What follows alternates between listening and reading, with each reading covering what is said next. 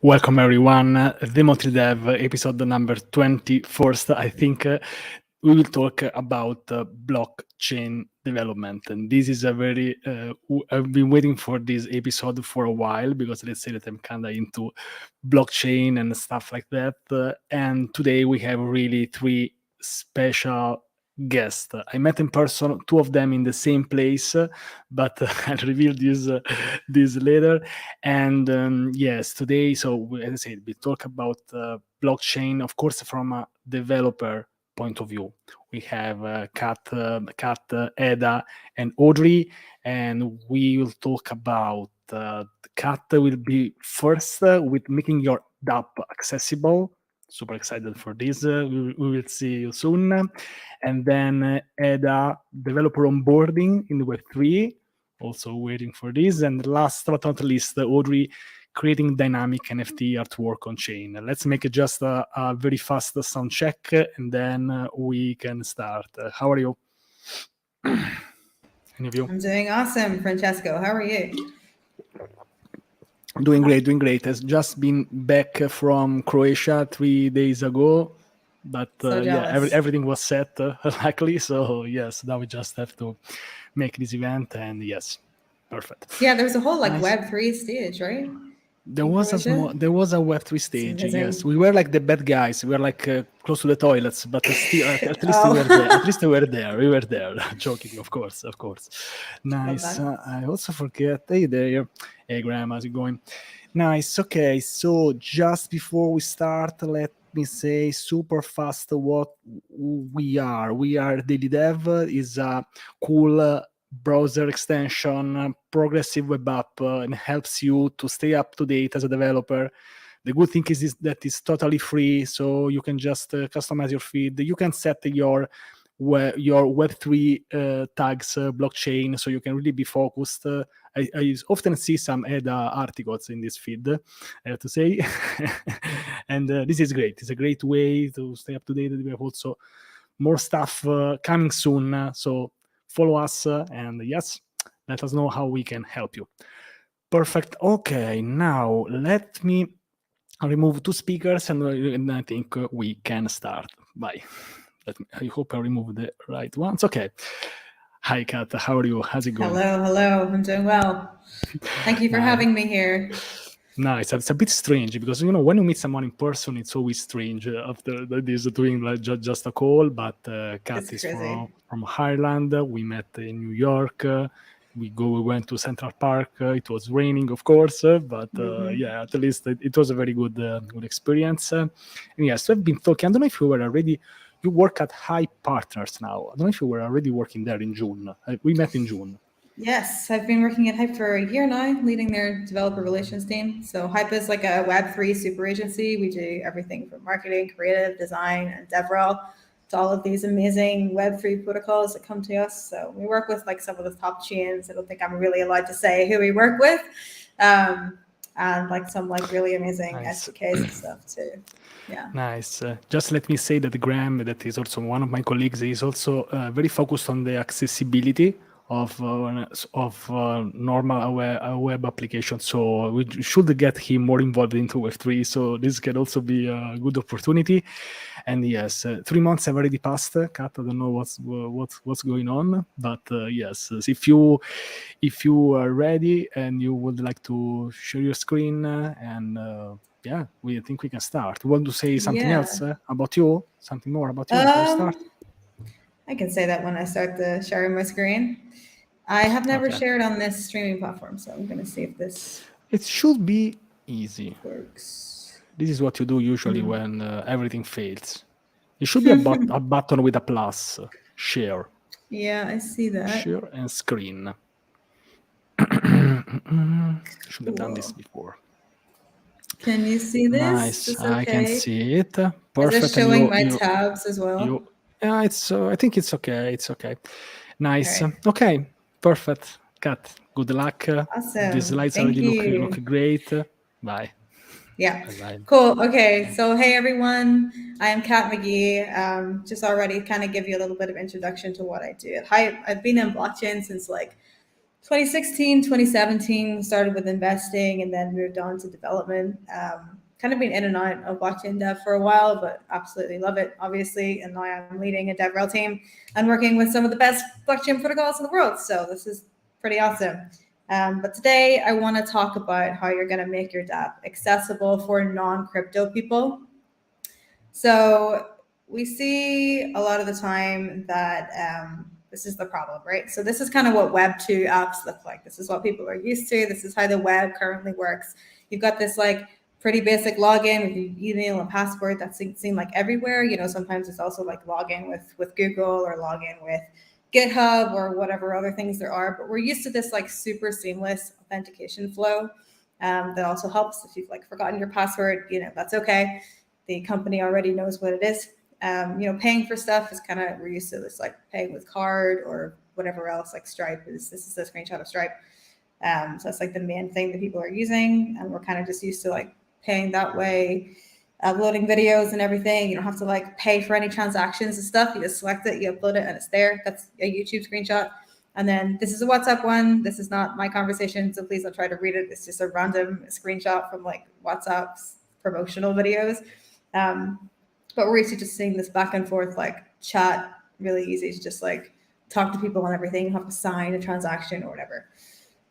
Compared to that, this is what we're kind of seeing in the crypto space at the moment. So there's all this confusing stuff that people have never seen before, and it's human nature to just not want to try the unknown, especially when it just like makes no sense to people who aren't developers, right? So you've got this like confusing thing within MetaMask that tells you all this information, and it's like, okay, am I spending money? Like, what am I doing here? You got these like weird errors as well, and stuff that's like in this message that you're signing, which is just like makes no sense to people who don't know anything about blockchain developers. It's like, why is this say OX load of thing? Like, what does this mean? The price of things is in stuff you'll never have heard of. Like, if you want to buy an NFT or some sort of trading card on a website and you see that it's like 0.05 gods, it's like, what is a god? What happens if I don't have a god? Like, what does this mean? This is what Etherscan looks like. You know, that's kind of where you're gonna go to find out if things happen, like if there were errors and stuff. And it still doesn't make any sense if you're not familiar with blockchain technology. Like, out of gas, what is gas? You know, and sending like Ethereum, same kind of thing. The transaction fee, you have to pick if it's like slow, average, fast, you pay more. Why am I paying for this? Just this whole like nightmare. What even is a transaction? Often like you're not actually sending money from one place to another. You're just like doing some other transaction on the blockchain, and then you see that you're sending money, and it's like, what is going on? So kind of just like, what's the difference between Web 2 and Web 3 currently? Obviously, there's confusing gas fees. This is probably number one. Like, they're always all over the place. It depends how congested the network is. You have to pay them in Ethereum. You know, like, it's not just a crypto. Apps are also on multiple chains. So, like, you know, sometimes, a lot of the time as well, we've seen them come up in Polygon and Solana on top of Ethereum. And then users are trying to use it, and they're like, okay, well, I got this Ethereum wallet. How the heck am I going to connect to this like Polygon app? This is all over the place as well. You can't pay with fiat, which is what, you know, Web 2 people are used to. You got to log in with your wallet, which is quite scary if you're not familiar with using these wallets. You know, if something goes wrong, it's difficult to like recover your account. Transactions obviously take more time. You don't immediately see like what is happening, how things are going, and errors are probably one of the biggest things I've seen in Web 3 that just like are so difficult to understand. So I did some like research on this to see what other people think are the main problems with Web3. And I asked this tweet from a while ago, and I just tweeted and I was like, hey, what is stopping you from coming over to Web3? Everyone was saying the same thing. There's like, I don't have any recovery to my stuff. There's loads of currencies. I don't know what they are. The transactions cost money, the gas fees. Everyone's talking about that. There's a learning curve. Even for users, it's like a massive learning curve. The UX sucks. It's like a really big thing that people talk about. And, you know, like, you're not really seeing what the transaction is. So you might just click a button and then all your crypto is gone. And it's just like everyone's talking about the same thing. The reason that Web3 is not grabbing all of these Web2 people is because of all of this. It's just not what we're used to. So if we have a look at the top crypto apps, these are the top ones. Like, I think the top blockchain apps all time. So the top one is PancakeSwap, and then you've got like Game Meta and a few other things. And the top ones here, like the way that they're kind of working is very similar to what Web 2 people are used to. So this is Sweatcoin. This is actually like just been launched. I remember when they were Web 2, so it's pretty cool to see them get into Web 3. They're on the Near blockchain, which is awesome. But they have this thing where you can just log in with email and they send you like codes and stuff to your email address. It's very, very seamless. If you know nothing about crypto, you just set up a wallet. You're barely even aware that you have a wallet, but you can see what it is and you can log in. This is from OpenSea, the second screenshot here. I think most of you are familiar with like the fact they have MoonPay. So they've just integrated with MoonPay, and MoonPay allows them to be able to buy crypto with card directly within the app. You don't have to go anywhere. You have to go to like another exchange and stuff and try to mess with all these wallets. You can just from OpenSea purchase crypto. And then this one is from Game Meta. So you just log in with your email and a code that they send to you. It's not just like a complicated wallet connection every single time. So there are pretty easy ways to do this within your Web3 app yourself. If you've built a pretty basic Web3 blockchain application, you want to get regular users on it, there are loads of SDKs, like loads of them that are going to help you with this accessibility. So these are my favorites. There's 5 here. There's Biconomy, Sequence, Orbis, Alchemy, and Moralis. Alchemy and Moralis are super like well known. So if you know anything about blockchain dev, you've probably heard of them. They're kind of just like these overall developer things for getting started with Web3 dev. I'm just going to go through them a little bit one by one. So Biconomy, the main thing they are known for is this gas relayer. Basically what that means is you can have gasless transactions right in your blockchain application. So it doesn't mean that your transaction doesn't cost any gas, but what it does mean is that someone else is paying that gas for you. So normally it's like a developer or the founder of the application can pay your gas for you, and the user just sees a thing to sign. It doesn't cost them anything. They don't have to have any Ethereum or anything in their wallet. They can just approve a transaction and it goes to someone else to pay for it.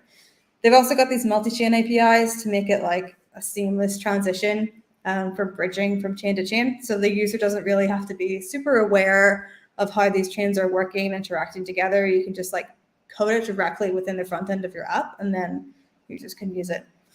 Sequence, probably my favorite of all time. So ultimately what they are is a smart contract wallet.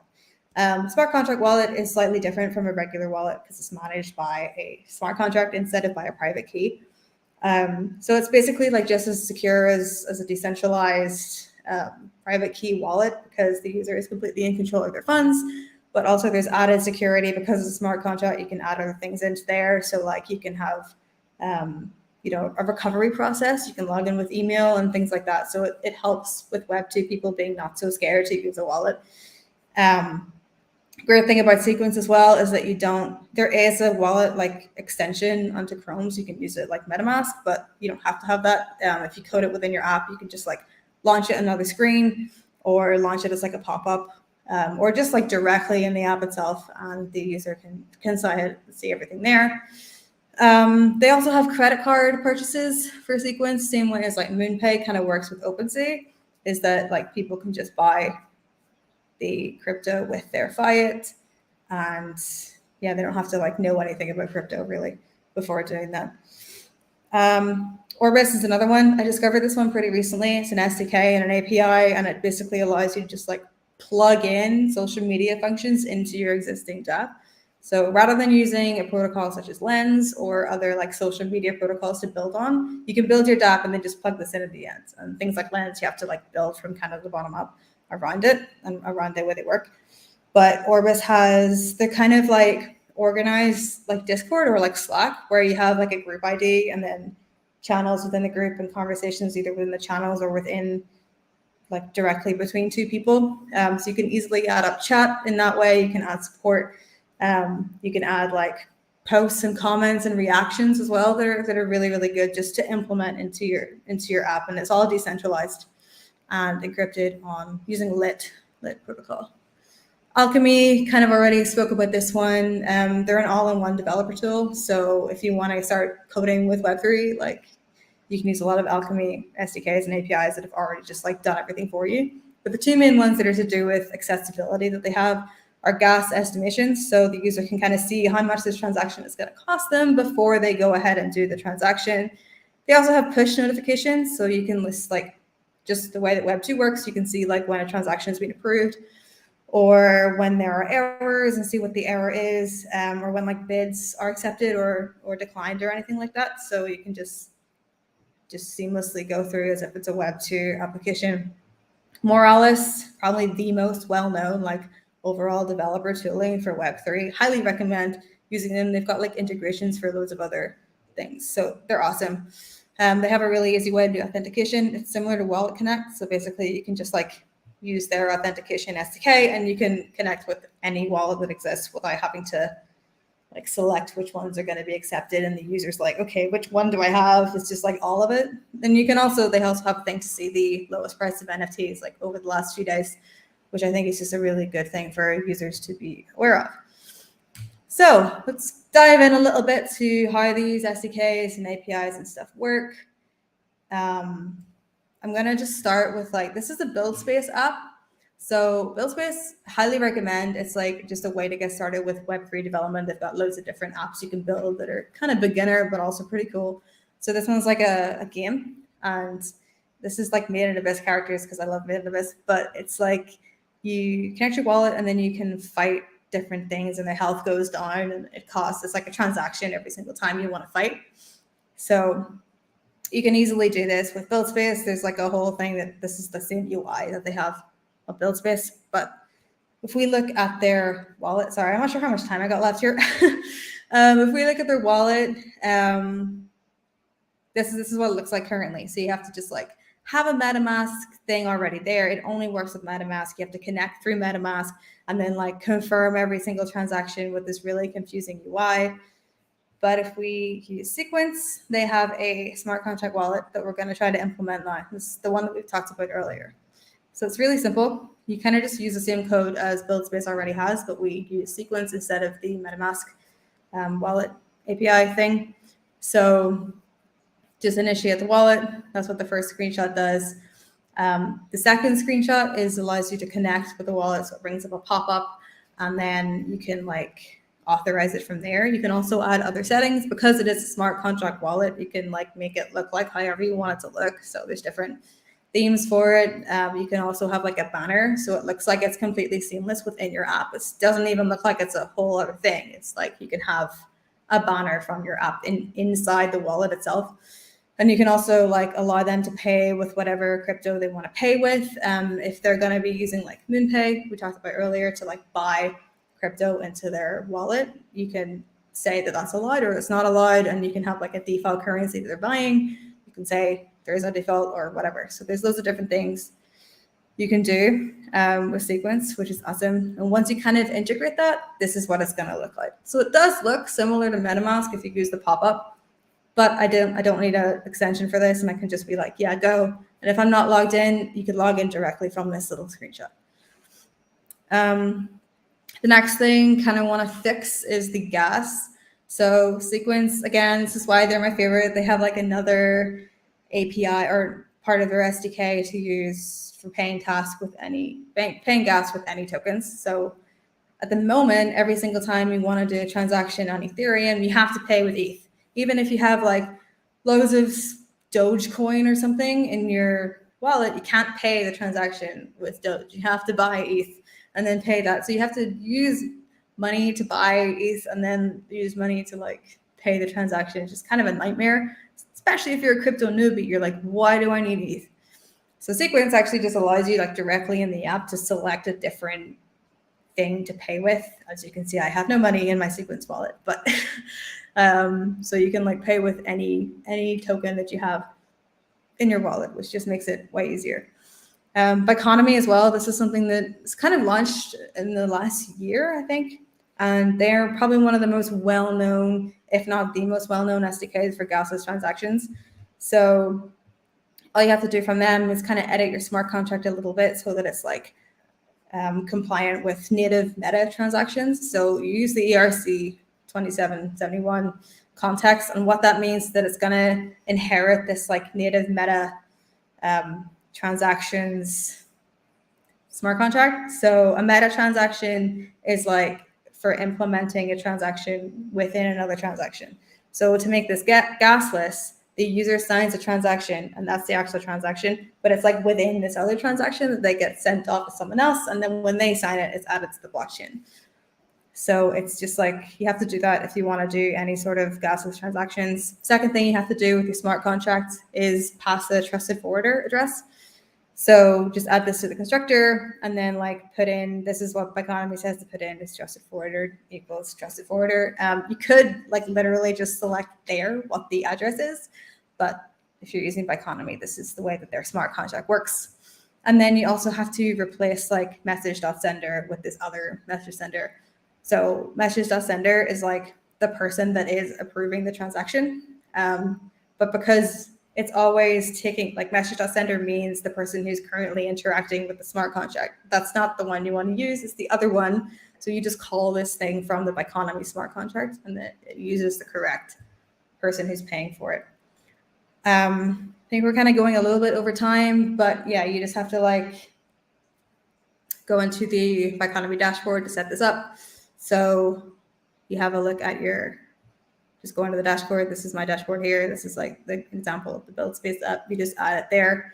Then you put in some smart contract information. So you get your ABI, put in the address of the smart contract that's being deployed, and then the meta transaction type. There's like a few different ones. There's custom, there's trusted forwarder, and there's ERC20 forwarder. I always use custom because it always works. But I think in this particular circumstance, we could also use trusted forwarder. We're not going to use ERC20 because ERC20 is like a normal token, and we're working with NFTs in this app. So then after you like add your smart contract, you'll be able to see all the different functions that are within your smart contracts, and you select which ones you want to be gasless. And then you will use this like API ID within the front end of your app.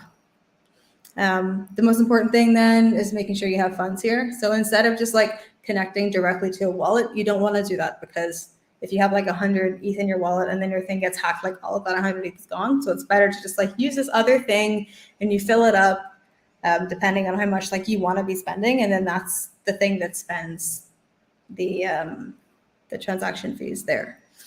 There's also like conditions and stuff that Biconomy has just introduced, which are pretty awesome. So you can like make it so that it's only gasless for people who have certain NFTs. So if they've like bought into this NFT collection, they can be gasless. You can also like, if you have like a minimum number of this, so like if you're on governance level of this kind of token, you can also like have a gasless transaction and stuff. These are pretty awesome. And I think they're actually adding some more conditions as well, so you can make it more seamless. On the client side, you just got to use the Biconomy SDK. So you can use this with Sequence or with any other like wallet providers, because this is just like the RPC provider. So you can use this with Sequence. Don't recommend doing that because Sequence also has a way to have gasless transactions, but it's currently not in their SDK. So you just have to contact someone at Sequence.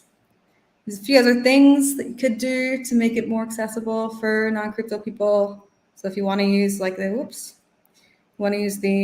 Orbis SDK, like just have like a support chat box in there. They actually have an NPM module that's like literally just a chat box that you just plug into your app, and then there's a decentralized communication between you and whoever's using the app at the time, or if there's any issues. This is like all the stuff that Orbis has. So it's all stored in Ceramic, which is like a decentralized stream thing, storage, and then it's all like encrypted with Lit protocol.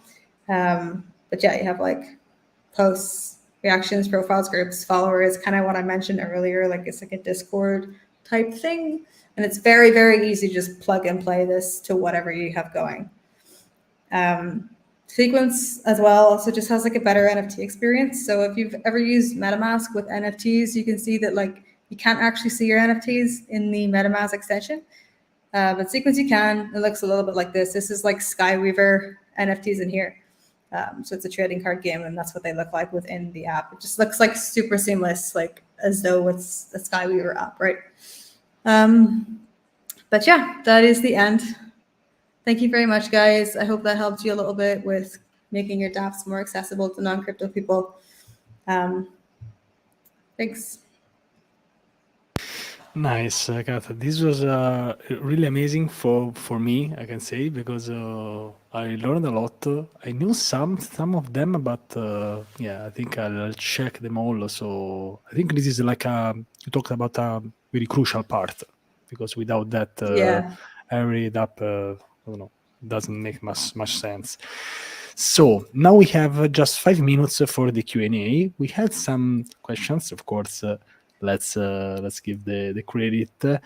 And we had a question about Moralis, if you know more. So is Moralis basically a blockchain as a server? How would you define Moralis?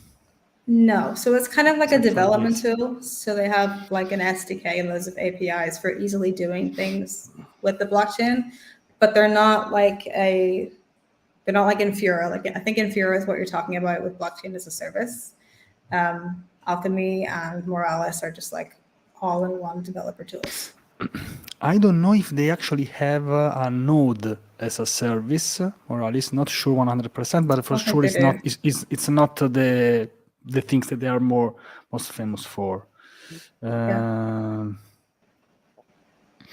Okay, so let's take this question. It cannot be easy, but let's try it again anyway. Blockchain looks really interesting, but I kind of don't see how this is going to extend beyond crypto and games, and how we are creating value from this. What's your view on this? So I talk about this all the time. If you want to check out my blog, I have this whole like article that talks about why Web3 matters and exactly what is meaningful about it. I think the biggest use case about Web3 is like the operability between different applications that are going to exist. So you can very easily transfer your data from one to another. It's like instead of the protocol or the project kind of holding your data and holding your content and holding all of that, it's you as a person who holds all of that stuff. So if you have like a lot of followers, they're everywhere, like on this Ethereum blockchain. If you make content, it's related to you, or like all of that stuff is kind of, it's you that carries it everywhere. It's not the project. So that means that it can't be altered and changed by them. It means that you get to decide like where it goes. And I think it's really just gonna, like, that is more in line with how humans are kind of currently working. And I think that's the whole point of blockchain, is that we're supposed to be bringing control back to the things that we do are ours. And that's supposed to just be like similar to human nature. So I think that's kind of where I see it going, is that this is what the internet wanted to be in the first place. And we're heading back to that now. Yeah, and I agree with this, because like, I don't know, if you have, for example, a social media presence, I don't know, all the videos that you have on all the social media, like, I made a backup, but there's always like this fear of like just losing them for a reason that you can't really argue. So that's something that it's interesting for me. Let's see if you have some other questions. These are not questions, but yes. So maybe it's this. No, blockchain as a service was the same one. Yeah, no, I think it's the same one. Moralis, sort of Firebase. I think this is how they market themselves. They do have a Firebase API that you can use, but it's kind of different to what I was talking about, was like their wallet provider type thing. So it is authentication. They do have Firebase included in that, but it's also just like all the other normal Web3 authentication methods. And it's not the only SDK that uses that. Like, I think the biggest one is Wallet Connect. Okay, we have just last one. Okay, so this person gave us a point of view. I don't know. Do you know what is this? The line goes up. Notch that's videos. I don't know. Inherit problems with crypto and blockchain. No, I don't know what is this. So maybe you should just. Yes, I actually think I think if I'm aware of this properly, is that he talks about how whenever, like, the whole sentiment about crypto is that like land goes up, it just keeps going up. When Lambo, like when increase, and when that happens, it means that it's not being used as a currency, because why would you want to use a currency that continually goes up? I think that's what this is about. I could be confusing this with something else. And I do think that is totally true, in that things like Bitcoin, they have not been utilized as a currency because of this whole premise of like line goes up. They're kind of being used as a store of value instead. I do think we're actually struggling to find a decent coin or token out there that's correctly being used as a currency. Like the closest we have is probably stable coins, but that kind of removes the point of like not being totally inflationary and stuff. So there is a lot of talk into what crypto should be used for. I think that's what this means. I could be wrong. But yeah, this line goes up kind of thing only started in like 2017. And that's when Bitcoin stopped being used as a currency and started being used as like a store of value type thing. So we're still waiting on like a good currency. I think that's what this is. I could be wrong. Yeah, I think, but I think that we are still in a very early phase. So I think we can we need to give some time. But yes, thank you so much, Kat, for this presentation and also for answering these questions. And yes, now it's time to say bye and invite the next speaker. Thank you so much, Cool. Kat. Thanks, it was really Francesco. amazing. Bye-bye. Bye-bye. Bye. Okay, so nice. Okay, so during the Kat, so this was not on purpose, but during the Kat's presentation, she mentioned build the space. So this is the perfect hook, Eda, because first of all, we met in New York, me, Eda, and Kat. And Eda also participated to the hackathon in New York. It was really amazing also to meet her in person, of course, but we're not here for that. We are also here to, Eda, would you like to introduce yourself just a bit, and then we talk about the presentation, and then we can start. If you want, you can share the screen, Eda. Yeah, for sure. Should I start by sharing my screen or just like a short intro? Yeah, maybe I can give a short intro and then share my screen. Sure. But yeah, thanks for having me as well. I'm glad like there's a lot of blockchain episodes of this monthly call. But yeah, my name is Eda, and I like to describe myself as a Web3 developer advocate. I think a lot about like how devs can get started in Web3 and write around this domain as well. And today I want to talk about Scaffold ETH and Speedrun Ethereum, which I think are like two really, really great tools for any developer to kind of get started, kind of understand what the whole technology stack looks like, not learn the syntax of how the code should look like, but also, what are the use cases, what you can actually do it, like what's Ethereum good at. So that's what we're going to be talking about today. And I was just... Amazing. Welcome, Eda. Yeah, can you share your screen? For sure. I just also put out my tweets, but let me share my screen. Nice. One day I'll try Scaffold Ethereum during a live stream. This is a shameless plug, but yes, let's go. I think that's a good next step for this presentation. Okay, nice, perfect. So this presentation looks amazing already. So Eda, I'm gonna leave. See you soon in about half an hour. Bye. Super. Thank you. Bye. Okay, so hi again, everybody. Today, I kind of want to talk about developer onboarding in Web3, and the main tools that I'm focusing on is Scaffold ETH and Speedrun Ethereum. Just kind of want to like walk through, when you're a developer, what do you do first? Like, where do you go? How can you get an app set up really quickly? That's basically what we're going to be walking through today. And just a quick intro about myself. My name is Eda Akturk, and I kind of started out as I was working in Web2 and technical sales, and I just kind of learned about Web3 more from a trading perspective. And then it was just really interesting. I was trying to understand, okay, like why are there so many different coins and tokens? What do they actually do? How does the tech stack actually look like? And then I kind of got in. It's been like 1.5 years. And since then, I've been trying to write about what I'm learning, what I'm kind of building in the space. And today, yes, the main focus is going to be, from like my experience as well, how can developers get started? Okay, super. So the outline is we're basically going to cover 3 things today. So first of all, how to rapid prototype with Scaffold ETH. Second of all, we're going to go through Speedrun Ethereum. And then lastly, we're going to talk about Biddle, which is also the community that I'm part of, and kind of, what do you do after, okay, I've learned how the tech stack looks like. I've kind of gone through the challenges and built my own Web3 developer portfolio. What do I do next? And that's basically what we're going to go through. I hope we can squeeze in like a quick live demo. I'll try to do that, but if I'm super off time, Francesco, please like jump in. Yeah, so the first step is, as I mentioned, scaffolding. And, like, why don't we do the demo first? I think that would be like actually the most helpful.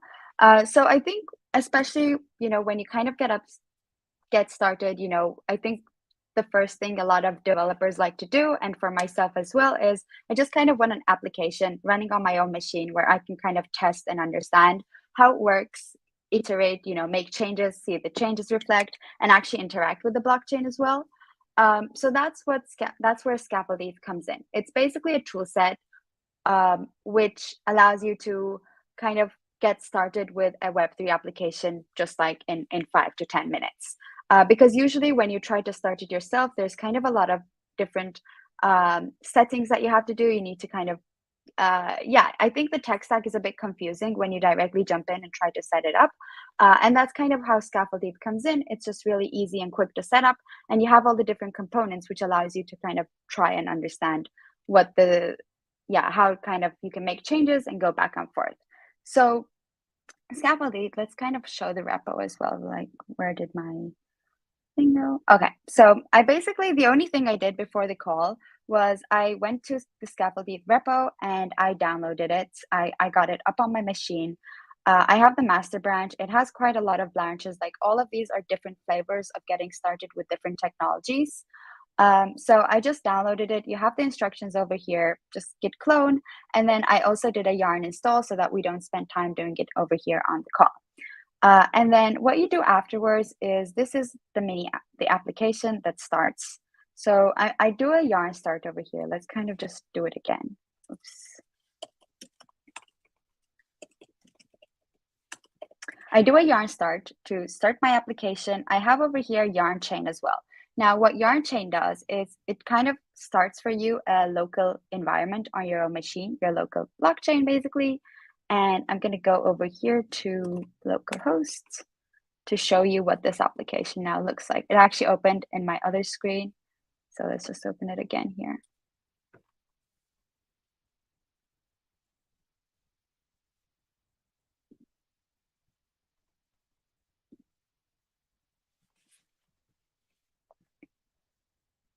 While this is loading, I can kind of show what the tech stack looks like as well.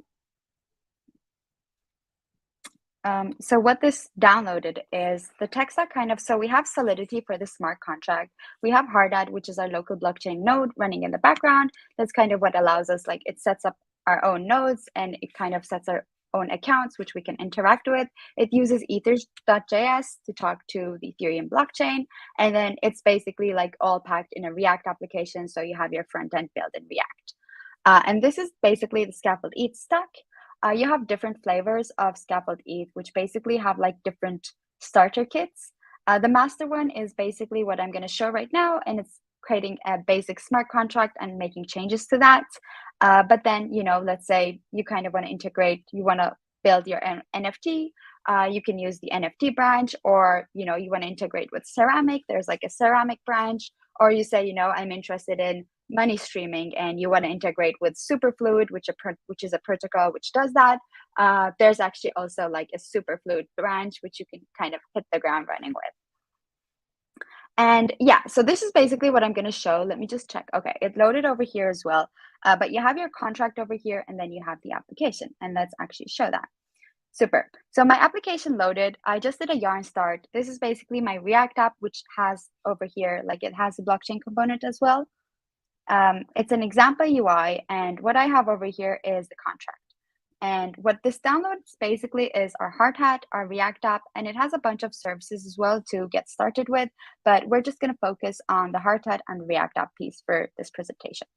And in the Hardhat, you have over here just a simple smart contract. This is a smart contract written in Solidity, and all it does is it has a purpose over here, string purpose, and you can basically change the function. You have the function to change the purpose. And it's a basic smart contract. This directly came, as I said, I didn't make any changes to the code. I just tried it out on my front end.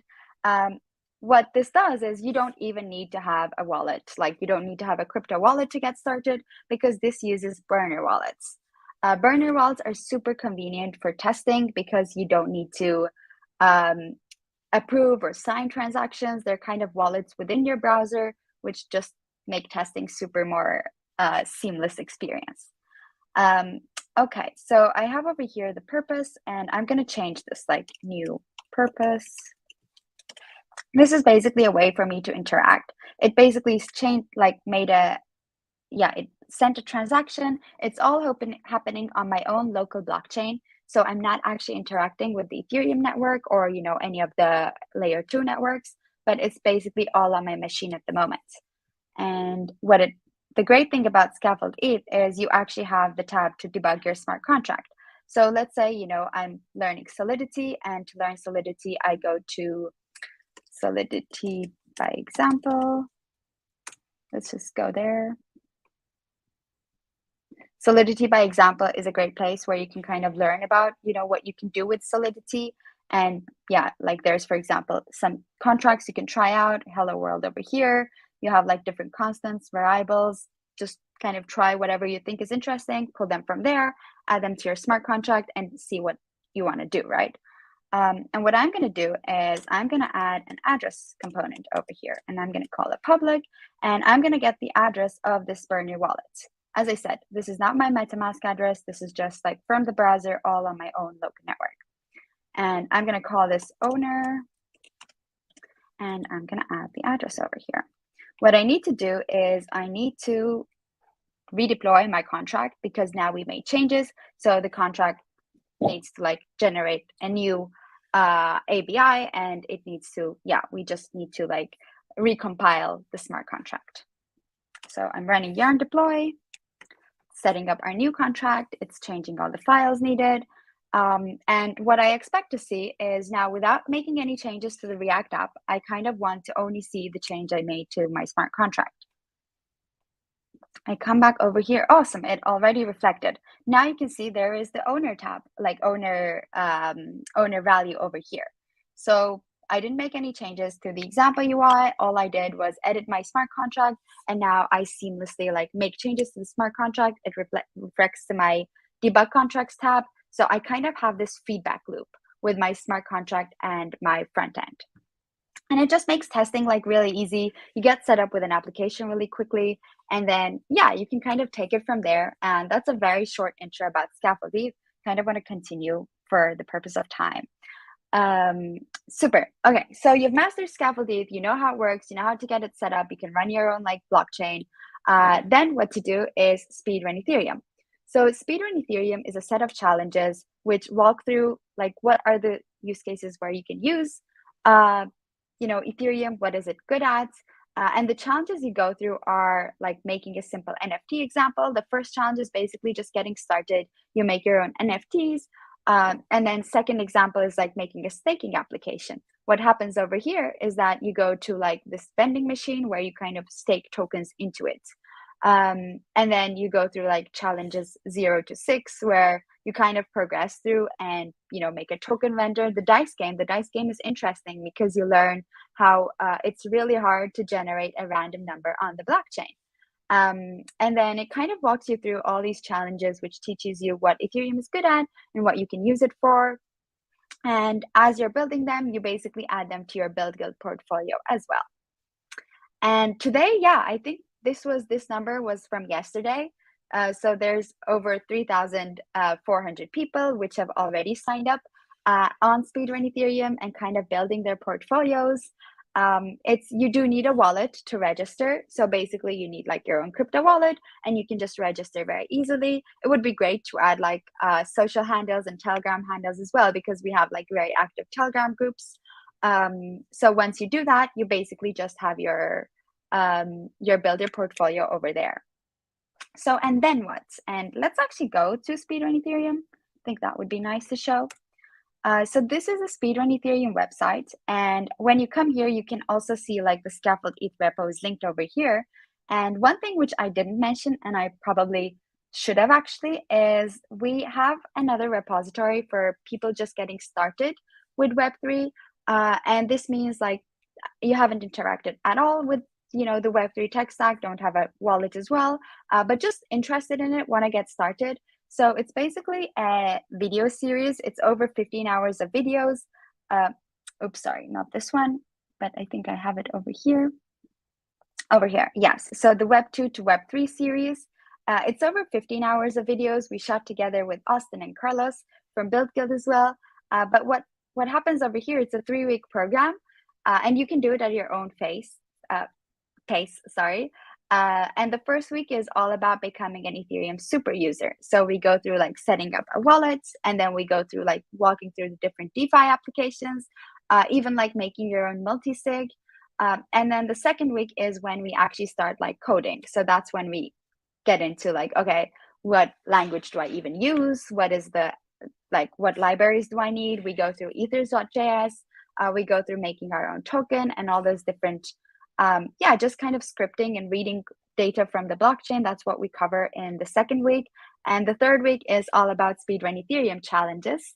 And it's just like a really good place for people to kind of get started with and just see, okay, like how do I even become an Ethereum power user? What applications? How do I get started with DeFi? So yes, we shot over 15 hours of content over here, and maybe I could share the link as well with the chat over here. That could be helpful. But yes, okay. So and then back to speedrun Ethereum. Yeah. So you did the videos, you mastered Scaffold ETH, then you come over here and you connect your wallet.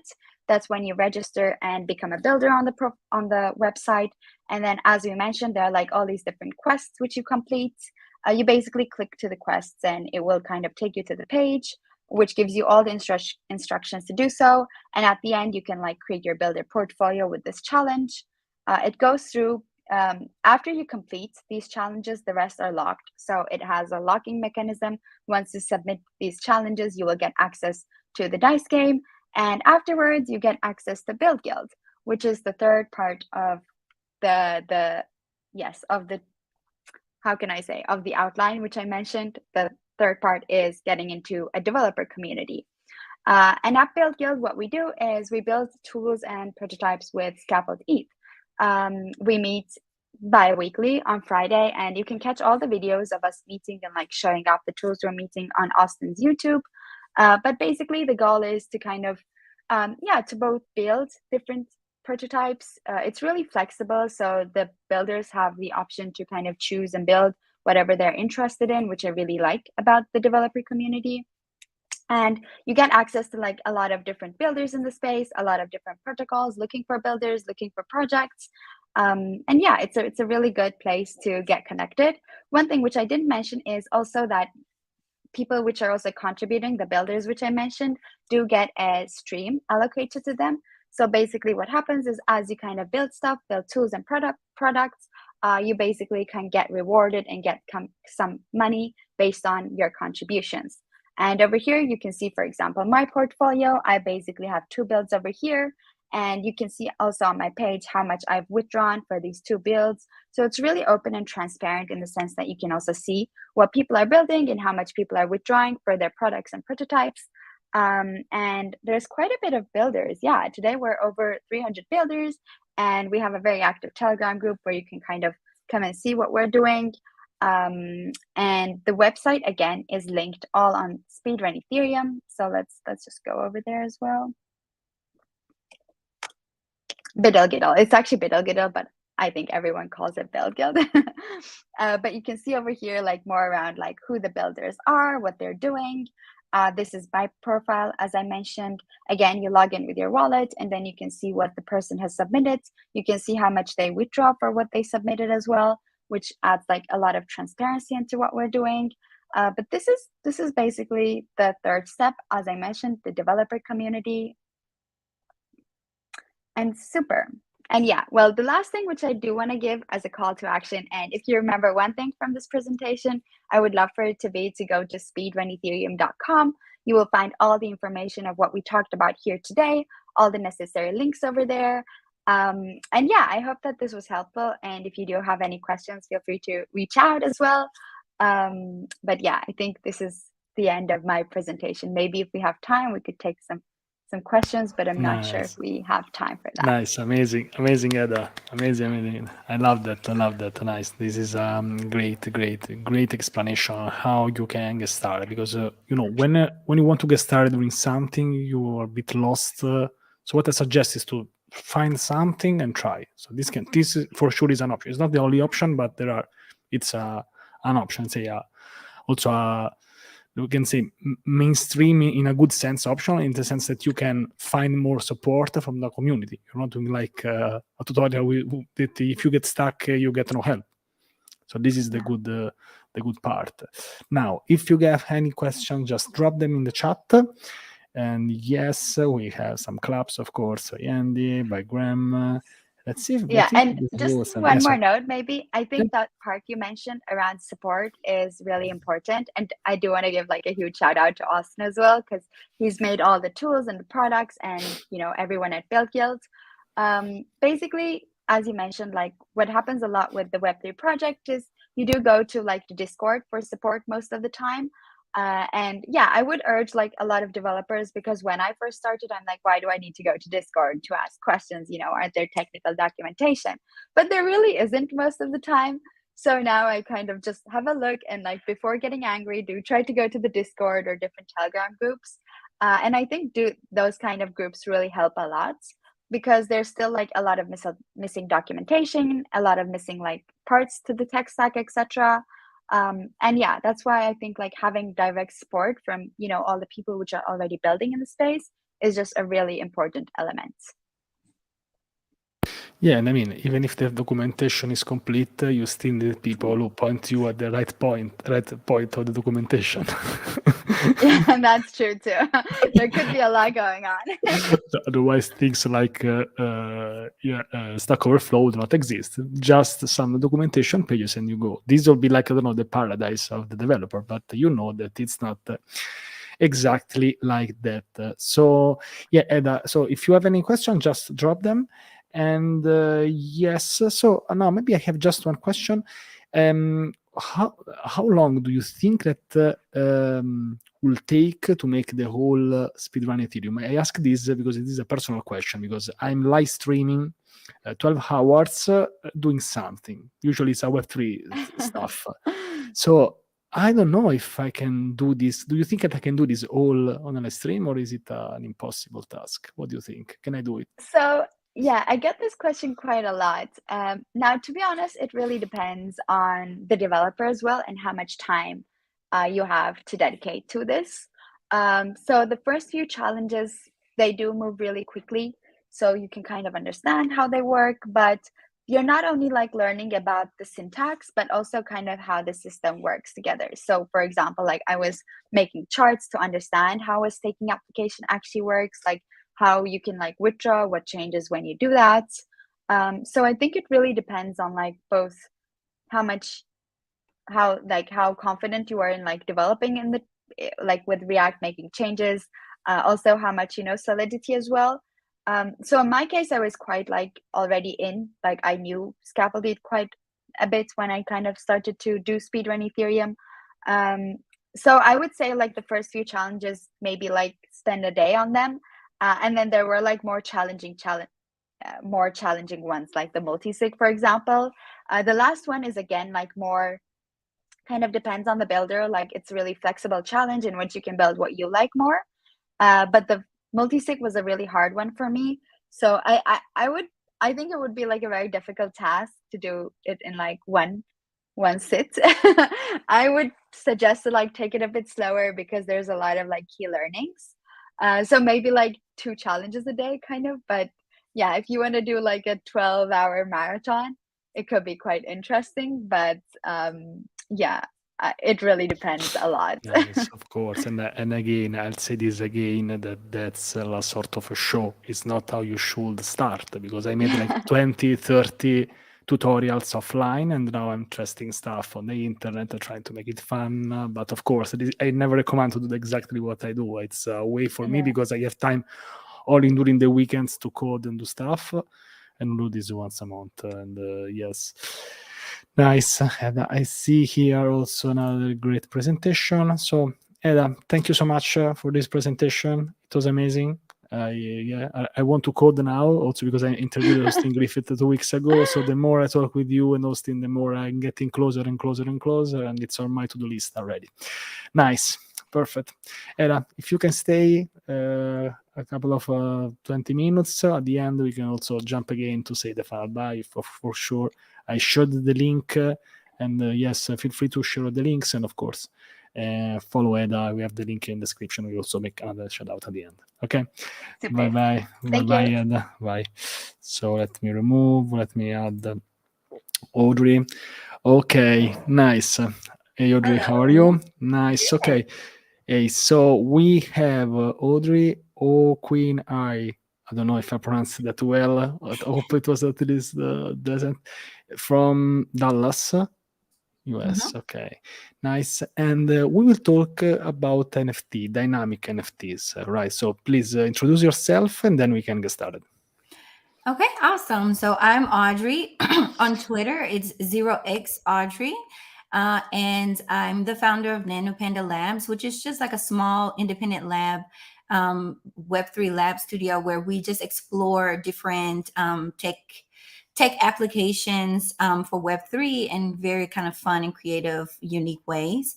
I'm also the core team of Beans DAO, Black Ad, and Computer Cowgirls. So I'm the lead Solidity developer on those projects as well. And yeah, my favorite language is Python, but I've been a developer for over 6 years. I've been full-time Solidity or full-time Web3 for almost a year and a half, almost 2 years now. And yeah, so I want to talk today about dynamic NFTs. That's something that's really interesting to me. So I want to get some information about what is a dynamic NFT and how you can create one on chain. Nice, perfect, Audrey. So good luck, and see you in about 30 minutes, 25 minutes. Okay. Bye. Awesome. All right. Bye. Okay, so we're talking about dynamic NFTs, and I will specifically talk about how you can make an on-chain dynamic NFT. But first, before we do that, I want to just explain like what is a dynamic NFT? What does that really mean?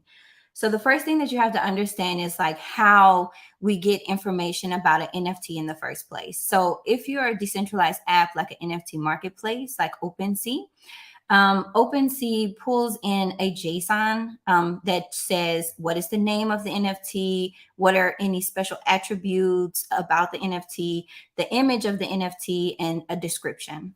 And I will share, here is a link to the MetaSea docs where you can go specifically and see all of the different types of metadata attributes. And there's not just like PNG or JPEG. You can have 3D images. So there's a wealth of knowledge around forming your metadata. Okay, so whenever you create an NFT, the NFT is going to have this metadata for each token ID. But how do you find this metadata? What happens is you call a function, and it's normally token URI. Token URI is basically where metadata, how dapp knows to find the metadata. They find the token URI. And normally the token URI is 2 parts. It's the base token URI, and it is the actual token ID. So base is like, and we'll talk about that further. Okay, so I'll explain more about the base and the token URI a little bit further. So that is just the first thing that I want you to understand. To find metadata, a dapp will call token URI, and that's how it gets the metadata, the name, the image, the description, etc. Now, when we talk about NFTs, there's different ways to store this metadata. And there kind of can be put into 3 buckets. The first bucket is centralized storage of metadata. And this is when that JSON information is stored on a centralized server or on AWS. So for example, if I'm having a video game where I'm actually serving the token URI metadata from the same server that I'm using the game, that's the centralized storage. And basically it's centralized because if the game fails, then the metadata on for the token URI will also fail. It will not be able to be seen. The second approach, and this is where majority of NFTs fall into, is a semi-decentralized storage. And this is when you store that JSON metadata information on a decentralized storage platform like IPFS. The reason why this is not fully decentralized, because it's a decentralized storage platform, you think it would be fully decentralized. It's actually not, because you have to pay to have that metadata pinned. So if someone, for example, stops paying to have the metadata pinned on IPFS, then you will also lose that information for the NFT as well. So it's a little bit more permanent than a centralized, but there still is a possibility that you lose that data if someone does not maintain it on IPFS. The last type, and this is the type that we're going to focus on today, is 100% decentralized storage of metadata. And decentralized storage of metadata means that JSON file and the artwork that is attached to the JSON file for metadata is actually stored on the blockchain in a smart contract. So as long as that blockchain is operating, then you will always have access to this metadata information. And some people say, like NFTs should only be, decentralized. They're like maxis and feel like it should be 100% decentralized.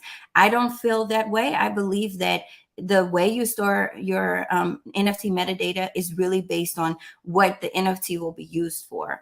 So like I said here, decentralized, if your NFT is used in game for GameFi, then it really doesn't have to be decentralized. It's better to have it centralized so that you can change it and change the artwork and personalize it and change the attributes.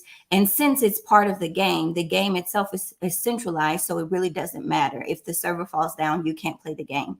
So whenever you're thinking of your storage option, you just think based on the applications of what the NFT is, what is the best type of storage? Okay, so the most common way to assign token URI is the two parts that I discussed, the base URI and then the token URI part. So the base URI is generally the beginning of a URL that all of the token IDs for collection would share. So this example, this www.gemsnft.co/API, this is the base URI for a project that I created that is actually a dynamic NFT, but the artwork is stored centrally on our server. We can tell it's stored on our server because this base URI points to my website. So it's managed by my website. And then I set this base URI with a function when I launched the smart contract. Then whenever an NFT is minted, I call the set URI function, which takes the token ID. It adds .json at the end. And then these two things together combine to make the token URI for the NFT. So if you go to gems.co/API/185.json, then you will find the metadata for this NFT. It has the name, it has the description, and it has an image. This image is a base 64 image, and we do that so it's easy to serve. This is how you serve SVG, like encode SVG to metadata. And so because the metadata is stored on my server, then I can create an API that in my code that actually generates the metadata whenever it's called. So I can change the metadata anytime that I want. So this is the dropping gem. And basically it uses sentiment analysis to change the colors of the gem based on the user's tweet. So in a little snapshot, this API goes and gets the most recent tweets of the person that's connected to this this gem. It finds the sentiment analysis, it assigns it to a color, and this color changes every time the person tweets. And so because I'm creating this within the metadata API, every time OpenSea, for example, calls the metadata, the token URI function, it's getting a new image because I'm generating it through this API. And if you're talking about a semi-decentralized metadata, for example, IPFS, it's similar, but because it's hosted on IPFS, you generally upload the metadata once to IPFS, and then it's kind of served. So this is the metadata for Computer Cowgirls. The collection is the FU collection. So I've blacked out the FU word just, you know, because this is a PG show. But on IPFS, it would be the same thing, but this is stored in IPFS. So I don't have access to change it unless I go in and change in IPFS using Pinata or something like that. So there's a little bit less flexibility with dynamic NFTs when you're stored on IPFS. Okay. And so you can see the same. There's the name, there's an image that points to another IPFS location, external description. So it's the same, but it's stored on IPFS, which is a decentralized storage platform.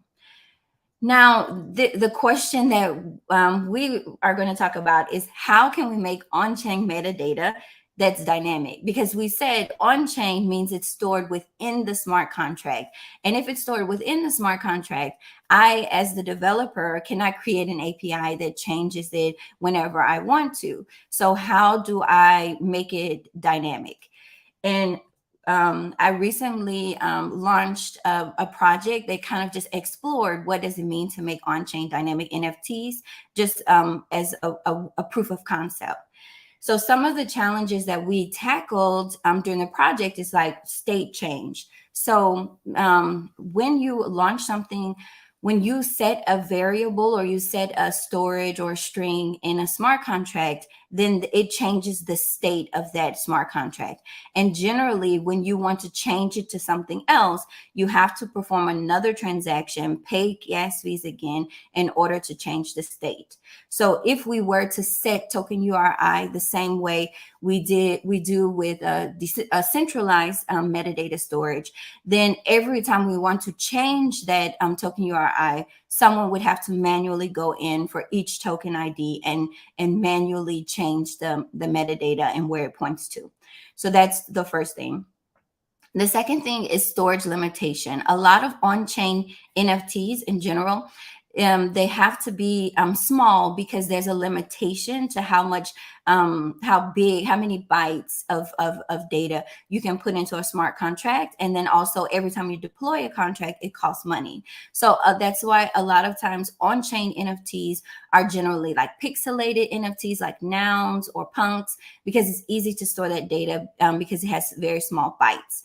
So we didn't want to do a pixelated NFT, so we needed to figure out a better way to store and artwork that can be changed. And then the last thing that we wanted to tackle with on-chain dynamic NFTs was this idea of frequency, because we are not in control over the metadata like in a centralized way. We have to figure out when and how this NFT would change. And that's what dynamic means. Dynamic NFT means that the metadata changes over time, given a certain criteria or however. So then this fortune cookie project that a proof of concept that I launched kind of covers these three major challenges. So the first thing is about state change. So it's to overcome the state change challenge, we just decided we're never going to save the metadata. So instead of doing a token URI where we set the base URI and we set the token URI when an NFT is minted, we just say every time a decentralized app like OpenSea calls our token URI, we're actually going to generate the fortune cookie every time. And because we never save the data or set the data, we can change it, make it more dynamic. So here, you remember previously the token URI was like set token URI, and then it was stored in storage. But our token URI for fortune cookie is that it actually builds the fortune cookie using a certain seed or criteria every time the token URI is called. So that's the first challenge. The second one was storage limitation, and we overcame the storage limitation by using editable SVG code and then libraries. So we use SVG code because you can actually store this code in a smart contract, and then like where it says the color, you can actually go in and change the color like in the smart contract itself, instead of storing a lot of different iterations. Like if you were like a PNG, you would have to store a red box, a blue box, a green box. But with SVG, you can store one box and then you can pass in the variable of whatever color that you want. So it can change. It can change based on whatever the function that you call. And the other thing is that with the fortunes, we use libraries. And so a library is a smart contract that you deploy, but it's used just as reference. I kind of think of it like your own little database. So the primary contract can call the library to retrieve information, but this is really the only thing that the library does. It's just called to retrieve information. It doesn't have any state itself, and it doesn't store any variables. It's just read on only, basically. And then so that's the storage limitation. And then the last one is this frequency, which is the one I think is like the coolest way that we overcame the dynamic NFT. So with a dynamic NFT, with the fortune cookie, every week there's a new fortune. So every week the contracts goes and selects another randomly generated number, and then it pulls the fortune text that is associated with that random number. So what we've done is, because Solidity always rounds down, so even if a number is like 0.99, it's going to go to 0. And only once it goes to 1, then it will be 1. So it will be 0, 0. If you round down, it'll be 0, 0, 0, 0, 0, 0, all the way to 0.99, and then it goes to 1. So we use this rounding down functionality of Solidity to make it to where it only a new number is only generated every week after a full 604,800 seconds, which is a full week. After every full cycle of that, then a new number is created. And when a new number is created, then the whole pile gets jumbled again, and then a new fortune is generated for each of the tokens. So with these three applications, we have it to where we're able to change the metadata at any given time, because we don't set it as state in the smart contract. We're able to edit the artwork because it's an SVG that we convert to base 64 every time token URI is called. And because of this this internal timer that we've created by using the rounding function of Solidity, we make it to where every week, only once a week, a new fortune is generated. And that's how we create so this is an example of the code. So this seed is the contract seed, and this is actually the only number that changes every week. Everything else stays the same. So when this number changes, it goes into this semi-random or pseudo-random code that generates a very big number. It's divided by 80, and then a new fortune cookie line is called based on whatever the new number is. But because C-seed is the only thing that changes, and it only changes once a week, then it makes it to where the token URI will only change once a week as well. And that's how you get a fortune cookie. So this is the end result. It's a cookie, and these words change every Friday at 6:30 EST time because of this these approaches we made to make this fortune cookie dynamic. And that is the presentation. I hope that it was clear. And if we have any questions, I have a few links. I will link to the Git book. Francisco, hi. Nice. Great presentation. And yes, you can drop the questions in the private chat, and I'll share. I think I already shared something. I also like how is it presented. I'm a big fan of fortune cookies. So yes. Nice. Okay, so we have one question. I don't know if it's related to the presentation, but we can take a look by Claudio. I think from Portugal. A complex SVG can take up a couple of 100 kilobytes. I understand that there is a limit on the solidity function size. I think it's 25 kilobytes or something like that. So yes. So. Yes, this is actually a really good a challenge that a lot of people face. And I shared that. Let me go back. I shared that I'm the Solidity developer for Beans DAO. Beans DAO is also an on-chain NFT using SVG, but it's not dynamic. And in total, we launched over 100 smart contracts in order to make Beans DAO work. And 90 of those contracts were just the assets, because we couldn't, like, maybe if you see like this helmet attribute, there's over 100 helmet attributes, and you can't put all 100 SVG code for each of the helmet attributes into one smart contract, because there's a 25K byte limit. So you have to break it down. So we'll have one smart contract that only has 3 helmets or 4 helmets in it. And then in total, there's like 30 smart contracts. And then what happens is there's a descriptor that says what is the helmet that I need to get, which library of the 30 libraries is it in, and then which function within the library is it in. So you create a function that maps all of the 90 other asset smart contracts, and then that it goes and uses the map to find the SVG in all of these contracts that are deployed. If that, yeah. That's amazing. Nice. So we have Fadda again, and so basically all the presenters have shown good examples of coding Web3 blockchain for crypto NFTs. Thank you. What other use cases can be coded for a Web3 blockchain that aren't a monetary cryptocurrency or NFT? I think there are. There's lots of use cases and solutions for blockchain. Like, for example, I work on a project that does token gated emails. So like the same way you would have a Substack where you would monetize by people signing up to register for your Substack.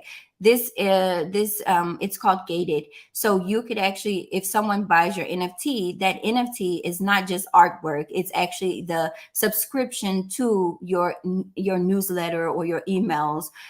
So there's different things.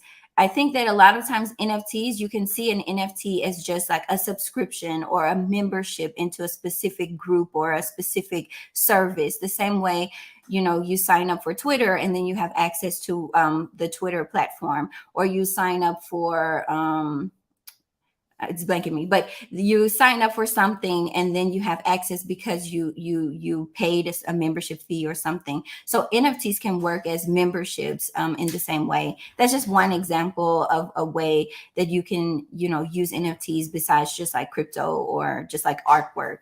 But there's a lot of different use cases, and like you said, Francisco, it's new. We're exploring, and that's what Nano Panda Labs does. It just says, let's explore, let's build, let's test, let's just figure out what we can use it for, and then every time, creativity and innovation breeds more innovation. So the more innovative we are, the more innovation comes and builds, and we find more use cases every time we explore the technology. Yes, I really love this answer, and of course, I think maybe I'm also guilty because when we want to explain NFTs, the JPEG example is the easiest one to understand, but it's not the only one. So NFTs are not just JPEG. I make this thread, I think now once every 2 weeks, but still we have this, so we still have to work a bit on this. Maybe I can add one use case that I want to implement because I've used one. It's like implementing like a transparent lottery, a raffle, which is also 100% free of being a fraud because everything is on chain. So, for example, I don't know, to make a giveaway, I'm planning to make some giveaways with a lottery on the blockchain. So maybe this is something that I want to code for myself, like a honest lottery. So this is also one. Yes. Okay. Grace is asking if we have the deck available afterwards. Yes, I can do that. Let me just kind of share I saw it now. someone, I think another debit, put it on our wave or IPFS. So this is what the cool people do. This is what I'll do in the future. Yes, it's centralized storage of the presentation. I'm sorry. Yeah, no worries. No, but I'll do this in the future because I think it's a good idea. There's the link. Nice. No, but okay. Yeah, you don't have to do it now. Maybe just asking. Yeah, and maybe the last one, and then we have. Okay, no, we have some time today.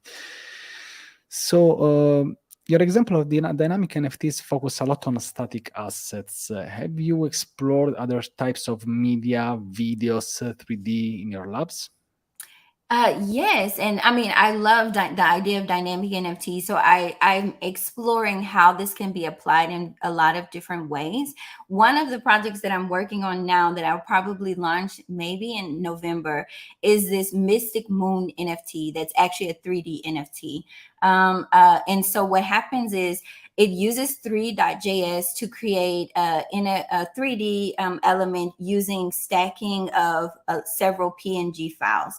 So I think, let me share an example if I can quickly find it.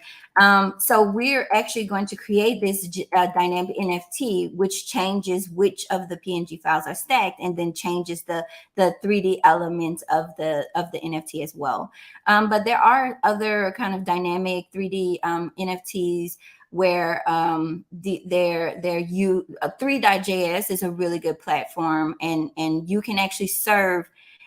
Interesting thing is, like, you can serve HTML into an NFT file. So you can actually render the same type of 3.js 3D models that you would in a website. You can actually add that to your to an NFT by serving it through an HTML and a canvas, the same way you would do on your website. So yes, there are different ways. Obviously, it's more challenging when you're dealing with something besides SVG, but there isn't lots of lots of ways to do it. So here is an example of a 3D.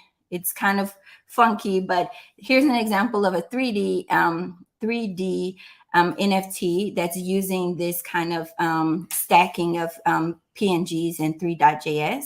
And this is actually stored on IPFS, because you can actually store a whole website on IPFS, which is crazy to me. But yeah, so we're actually working on doing a dynamic version of this kind of stacking of PNG to make a 3D file. So stay tuned. Nice.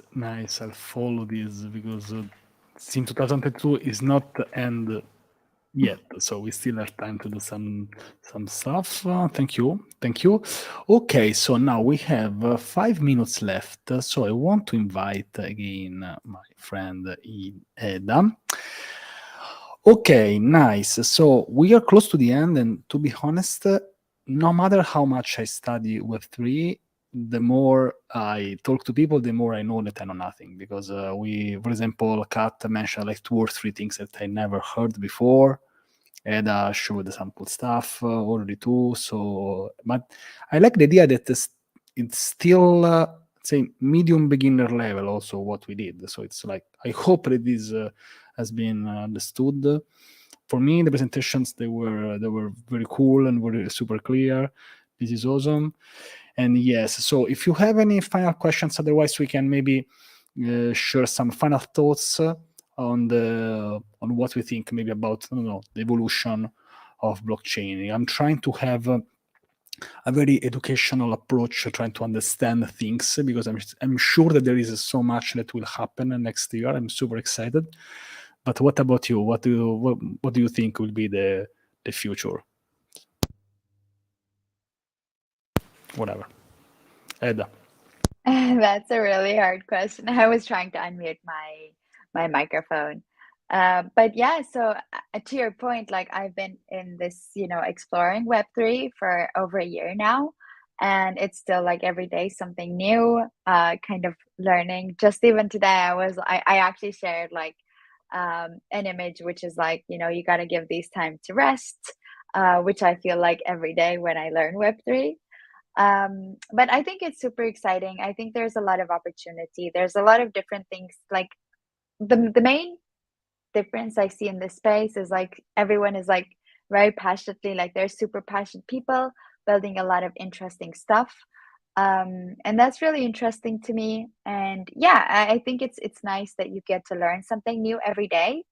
You cannot know everything in any field, and let alone in Web3. It's just really impossible to. But yeah, I think that's one of the main things I like, that you can constantly learn new stuff from really interesting and passionate people. And yes, and of course, for example, I think I talked to hundreds, maybe thousands of people in Web3. All of them are very passionate. I think I never heard someone say like, this stuff is getting so boring. Always the opposite. Like I can't keep it up. It's always at least it's everything for everyone is the same, or someone. So this is my feeling. And yes, hey. I think this is one of the reasons why I jumped into Web3, a year and a half ago, is because I was a developer for a long time, and everything is kind of more set. If you're like there's these big libraries that tell you like best practices, and this is how you should code this, and this is how you should code that. But with Web3, everything is so new. Like you're actually building it and creating it, and sometimes you want to do something and there's no documentation. You have to be the one to make the documentation.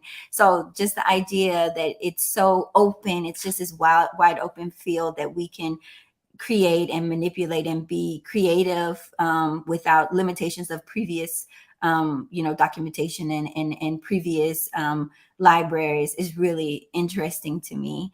I think the thing that I'm most focused on right now is like GameFi. I feel as though NFTs really have a great use case with GameFi. I have teenagers, and I don't even want to think about the amount of money we spend on like Minecraft and Fortnite and skins and everything. So having an idea where people can be a part of a game, they own the assets that they earn in the game, and could potentially create new assets in the game is really appealing to me. So a lot of the things that I'm working on is thinking through like how we can incorporate NFTs into gaming, especially dynamic NFTs. Yeah. Now, this is getting interesting. This can also be a topic for a whole new presentation, so we can also keep going for other 3 hours. And to shameless plug, today I made a thread of all some 15 NFT games that you can, Web3 games that you can check. I haven't played most of them, just taking a look. For me, it's exciting that they think that maybe using NFTs, you can have like, I don't know, the same object and using this in different games, for example, because usually, I don't know, I played like, I don't know, like old Blizzard games, but everything is in the game. So you can't put it out the game and maybe use it in another game. It can also be great for the game industries. It can be a dream even for them. So you can basically transfer something. If you have something on one game, you bring something else on another one. It will be really, really amazing. Nice. Nice.